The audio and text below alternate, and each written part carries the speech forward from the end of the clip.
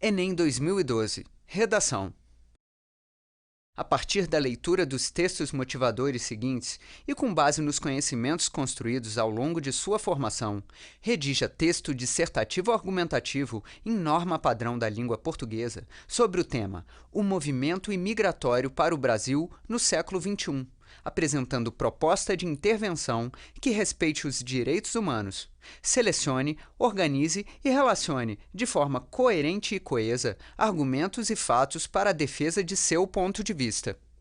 O tema de redação do Enem 2012 abordou uma questão bastante atual, mas que trouxe um novo grau de dificuldade para os alunos, que foram os movimentos imigratórios para o Brasil do século XXI, sobretudo a questão do peso do Brasil enquanto nação polo da América Latina e o desejo de outros povos da América Latina virem para o Brasil, sendo o principal ponto de entrada o Acre. O que se esperava dos alunos era uma capacidade de analisar esses movimentos imigratórios. Não estaria certo nem contar a história da imigração e também não estaria certo desconsiderar a atualidade.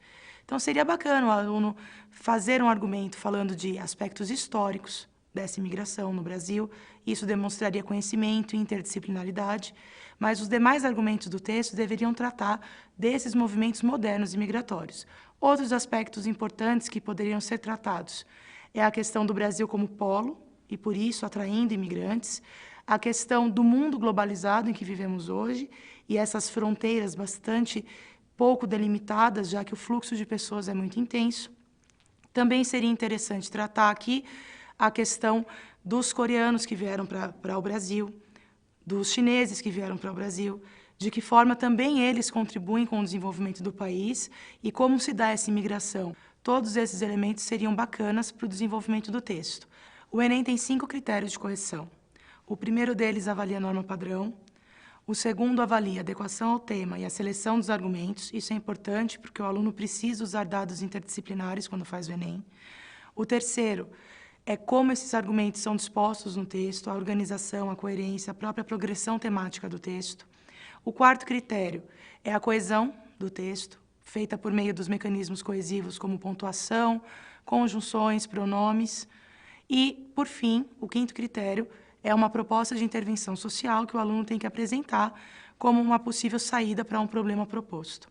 Cada um desses critérios vale 200 pontos, e o candidato precisa ter a consciência de que os pontos são quebrados de 40 em 40 durante a correção da redação. O que o Enem traz de diferente, e que acaba sendo difícil para alguns alunos, é essa questão da proposta de intervenção social, porque ela precisa atender ao que se diz, ao que se entende por direitos humanos, respeito aos direitos humanos. O aluno não pode esquecer que a folha de redação do Enem não dá muito espaço.